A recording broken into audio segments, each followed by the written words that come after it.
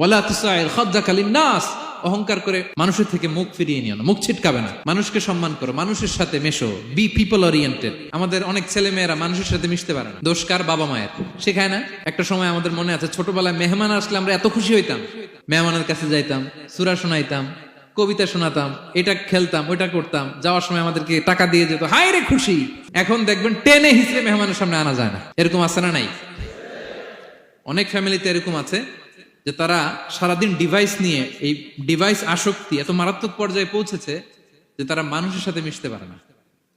এই পাবলিক ওরিয়েন্টেশনটা অনেকের নাই, পিপল ওরিয়েন্টেশন নাই। অনেক ছোট বাচ্চা, মেহমান আসছে, তুমি একটু আসো, সালাম দাও, বসো, আসতে চায় না, বসতে চায় না, কারণ ওরা শিখানো হয় না। সারাদিন দিয়ে রাখছে কি হাতে? মোবাইল। এজন্য ছোটবেলা থেকে আমরা যেন সামাজিক বানাই, বাচ্চাকে যেন শেখাই, বাবা মুরব্বিকে দেখলে সালাম দিতে হবে। কি করতে হবে?